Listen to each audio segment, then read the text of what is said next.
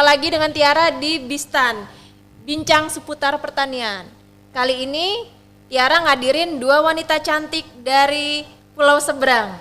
Yang pertama ada Mbak Siska dari Gorontalo. Satu lagi Santi dari NTT. ini saudara ya, Siska Santi, mirip namanya. Kebetulan. Kalau nggak salah FD ya? Iya. FD ini? Fasilitator desa. Oh, kirain forum desa. Fasilitator desa. FD ini tuh ngapain aja ya? Mungkin aku tanya dulu ke Mbak Santi. Oke. FD ini ngapain aja, Mbak? Melakukan pendampingan di kelompok tani, yaitu untuk administrasi kelompok. Oke, berarti beda dengan penyuluh Dengan ya? penyuluh, iya. Kalau penyuluhnya langsung ke teknisnya saja, teknis lapangannya. Kok mau sih jadi FD, kita ganti lagi beralih. Kok bisa jadi FD? Tadinya tuh apa aktivitasnya, sekarang jadi FD ini gimana ceritanya? Jadi sebelumnya saya sendiri sebagai instruktur komputer. Nah, Oke. kebetulan waktu itu saya mendapat informasi ini H-2 sebelum penerimaan ini ditutup dari media sosial, itu Facebook, dan saya coba-coba ikut karena ini sesuai dengan background saya pertanian. Nah, saya lihat juga di situ kebetulan ada daftar nama desa saya yang jadi sasaran program ini. Nah, saya juga karena ingin ikut mengembangkan potensi desa saya khususnya bidang pertanian, jadi itu yang memotivasi saya untuk ikut menjadi FD. Oke, berarti memang basicnya di pertanian ya? Iya, Terus ada pembukaan, ikut akhirnya. iya ikut. Tapi berarti sekarang membina desa asalnya? Sebenarnya saya itu waktu pertama daftar di desa saya, tapi ternyata pada saat penempatan, nah tiba-tiba saya di desa, tapi masih di kecamatan sama, di desa seberang.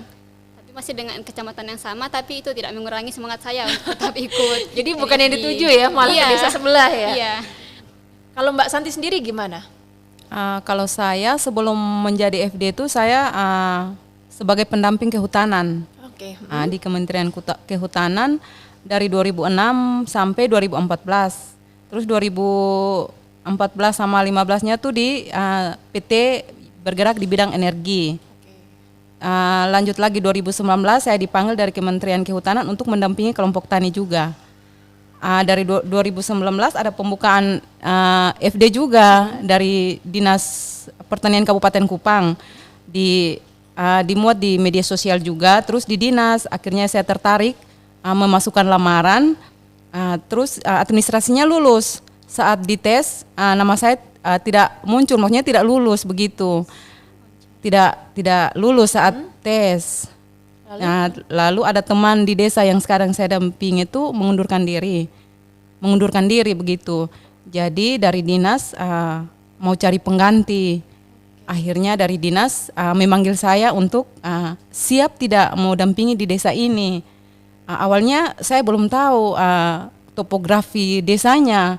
Saya bilang iya saja. Akhirnya saya ditugaskan di desa itu.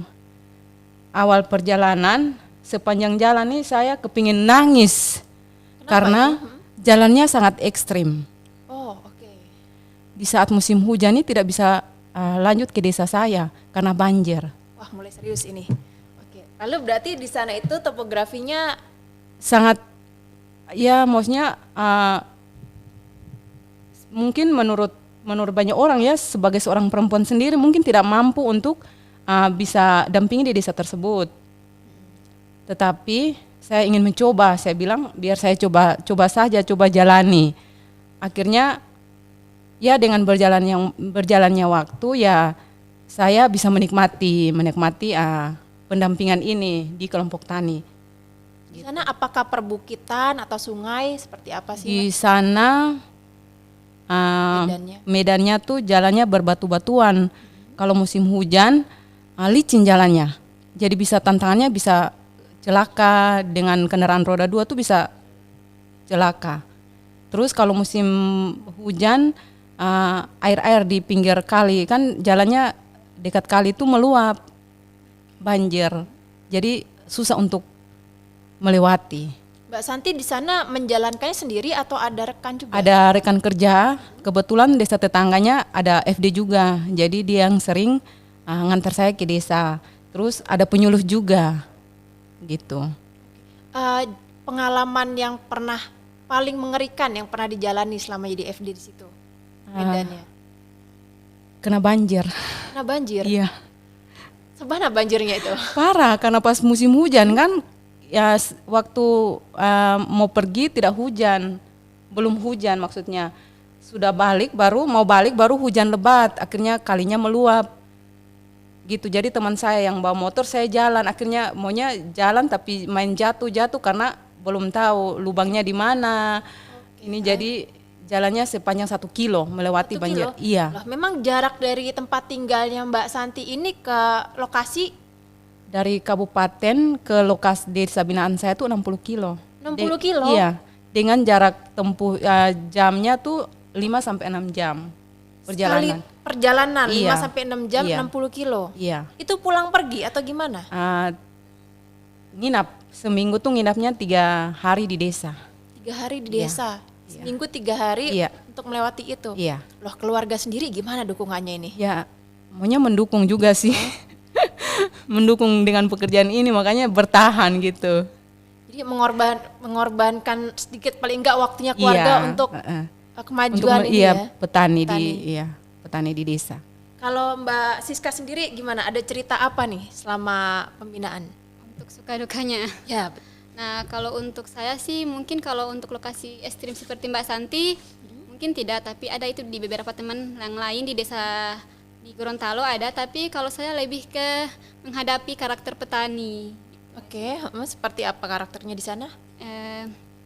Ya mungkin langkah awal yang saya butuhkan itu yaitu melakukan pendekatan dengan petani dulu, karena bagaimana kita bisa diterima dulu di masyarakat setempat, baru bisa kita menjalankan program ini, karena tidak mungkin kita langsung menjalankan program, pasti akan ditolak, pasti akan terjadi pro dan kontra. Apalagi baru ya? Iya, apalagi saya baru dan saya bisa lihat dari posturnya, bisa dibilang kecil kok ini tiba-tiba datang harus menjalankan ini, pasti kan tidak akan diterima, akan terjadi pro dan kontra di antara mereka, karena menghadapi watak petani itu justru bisa dibilang pekerjaan yang tidak mudah, karena itu akan merubah mindset dari pola-pola lama, kemudian mengenalkan hal-hal yang baru. Nah, ini yang harusnya akan dijalankan.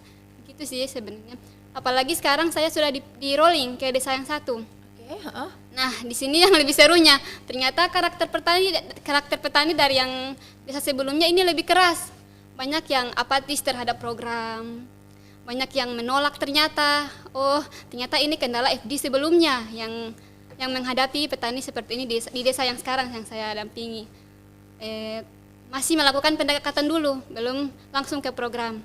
Karena memang butuh pendekatan secara intens dan persuasif dengan kelompok supaya bisa diterima juga gitu. Dua hal itu kan yang cerita dari Mbak Santi dan Mbak Siska kan bukan hal yang mudah ya. Iya, betul. Nah, kenapa tetap mau jadi FD? Apakah gajinya besar sehingga tetap dipertahankan atau gimana nih Mbak Santi dulu mungkin yang lebih ekstrim lokasinya? Kalau menurut saya mungkin ini panggilan juga ya.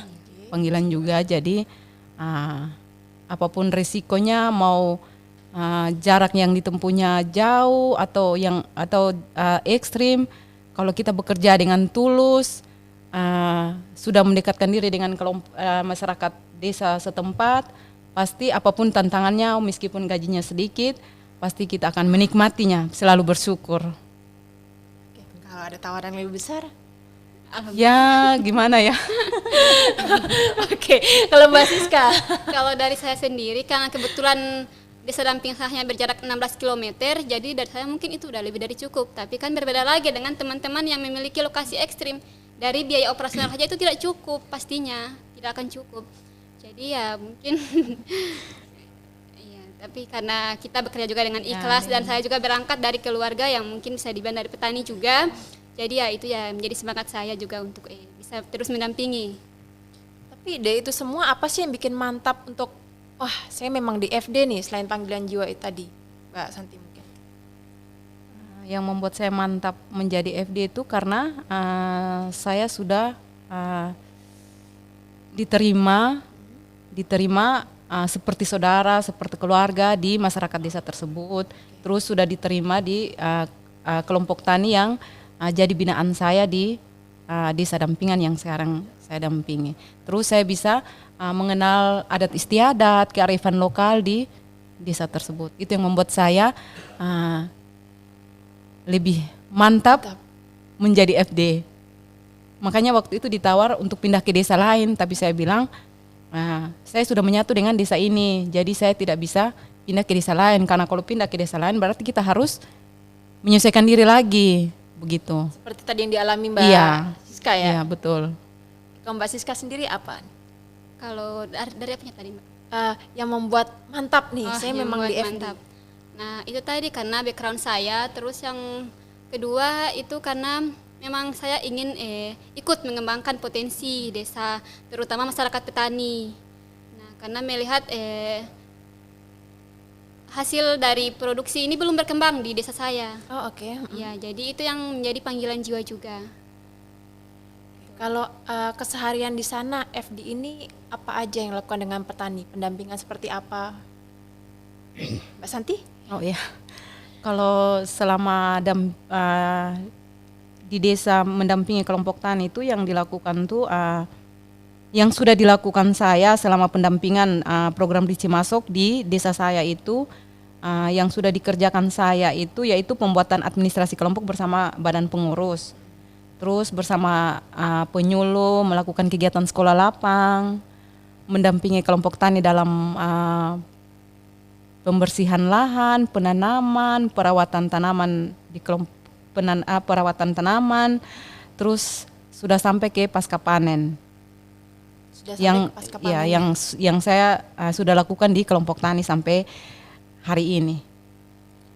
Kalau Mbak sendiri, Mbak Siska? Kalau dari saya sebenarnya sudah cukup banyak ya yang berubah di kelompok sejak adanya program Ricci ini yang sudah saya buat. Nah, pertama itu dari segi administrasi. Nah, sebelumnya kan kelompok ini hanyalah sebuah nama, kelompok yang dibuat hanya untuk mengakses bantuan yang bersubsidi. Untuk Jadi mendapatkan bantuan Iya, harus betul, dari betul. jadi kelompok tani ya. Iya. Oke. Nah, sekarang alhamdulillah sudah menjadi kelompok yang memang benar-benar kelompok yang mandiri. aktif dan mandiri. Dari segi administrasi, buku kas, apa semua sudah ada. Sanggar Tani sebagai sekretariat juga untuk pertemuan bulanan rutin sudah terbuat di masing-masing poktan. Kemudian simpan pinjam untuk kelompok juga sudah, termasuk sekolah lapang yang sudah dilaksanakan di semua poktan. Dan terakhir itu ada kerjasama dengan beberapa perusahaan dari Oke. kelompok tani. Ya. Pencapaian Mbak Santi sama Mbak Siska Ya. di program Ricci ini bisa diceritakan Mbak Santi dulu mungkin. Untuk di desa binaan saya waktu 2020 tuh ada bantuan saprodi tanaman pangan jagung sama padi. Nah, untuk capaiannya dengan adanya program Ricci, hasil panen 2021 kemarin untuk jagung sama padi meningkat begitu.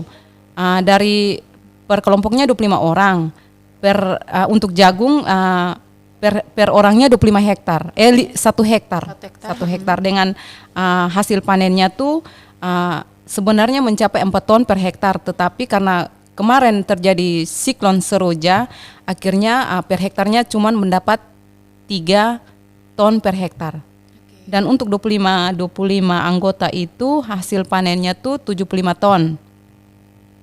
Sedangkan untuk tanaman pangan padi dari 15 hektar untuk 25 orang itu hasil capaiannya tuh 45 ton. Dari sebelumnya tuh cuma 15 ton, 20 ton, dia meningkat menjadi 45 ton. Itulah yang membuat saya sebagai FD bangga karena selama pendampingan hasilnya 3 kali lipat. iya tadi. 3 kali lipat.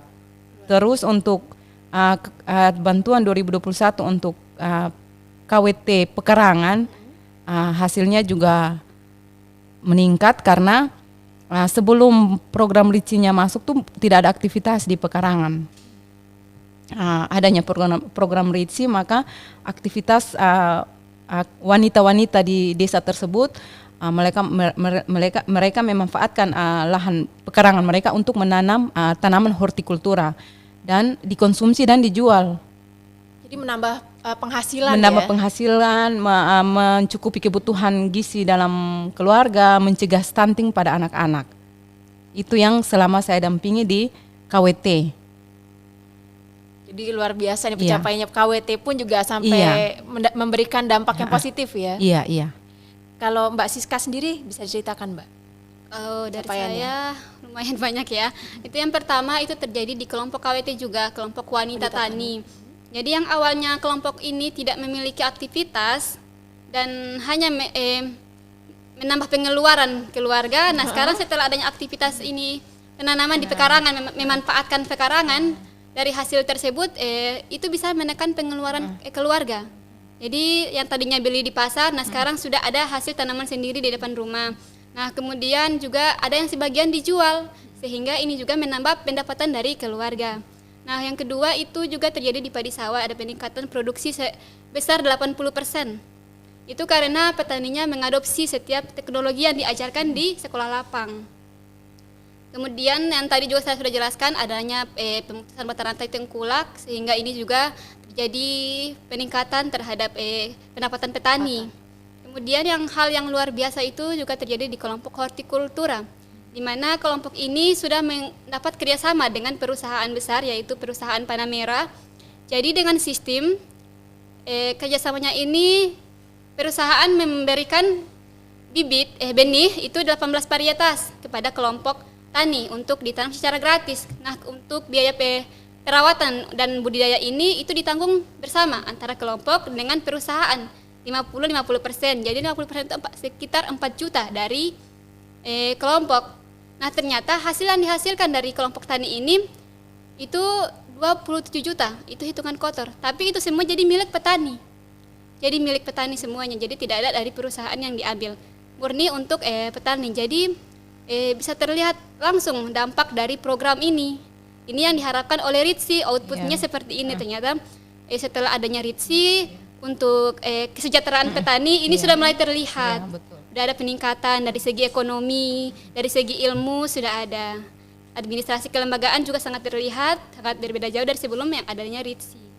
Berarti bangga sekali nih Mbak Santi sama Mbak Siska menjadi FD. Sampai ke Jakarta karena FD ya. Iya, betul. Kalau ke Jakarta sendiri sudah berapa kali sih Mbak Santi sama Mbak Siska nih? Kalau saya baru pertama kali ini. Pertama? Iya. Karena FD Karena ini? FD. Wih, kalau Mbak Siska? Kalau saya sih sebenarnya udah berapa kali, tapi untuk FD ini baru kali ini. Baru kali ini ya. Terus harapannya sekarang kalau Mbak Santi sendiri apa? Mungkin harapan saya sebagai FD, bukan petani ya, sebagai FD. Oke. Sebagai FD, harapan yang saya inginkan yaitu kontrak kami kan 2023 sudah selesai. Ini harapan besar saya sih. Ya, 2023 kontrak kami sudah selesai. Dan harapan saya ke depannya kalau bisa RITSI-nya dilanjutkan programnya. Biar ada dampak ke depannya untuk petani begitu. Karena baru memasuki 2 tahun RITSI di Kabupaten Kupang. Dan mau bilang dampaknya belum 100%. Jadi harapan saya kalau bisa program RITSI-nya dapat berlanjut begitu. Dilanjutkan biar petani-petaninya dapat mandiri. Itu harapan saya dan harapan dari teman-teman saya di Kabupaten Kupang. Karena mereka bilang Bu Santi yang ke sana, jadi tolong suarakan. Amanah ini buat amanah. Iya, begitu. Kalau Mbak Siska sendiri harapannya apa ini? Kalau dari saya sih harapannya semoga program RITSI ini bisa menyentuh lagi ke desa-desa lain, karena kan sampai sekarang itu hanya desa-desa pilihan yang menjadi sasaran RITSI. Di setiap kabupaten itu hanya ada beberapa desa, tidak menyentuh semua desa. Jadi harapan saya semoga ini bisa menyentuh keseluruhan dari setiap desa yang ada di Indonesia. Berarti satunya berlanjut dan meluas, Iya, Mbak. menyentuh Meluas semua dan ini. berlanjut. Ini Iya. udah satu paket ini sepertinya. Iya. Oke, terima kasih banyak Mbak Santi sama Mbak Siska. Iya. Jangan Iya. lupa selama di Jakarta nanti jalan-jalan dulu. Iya. Tapi protokol kesehatan tetap dijaga ya. Iya, iya.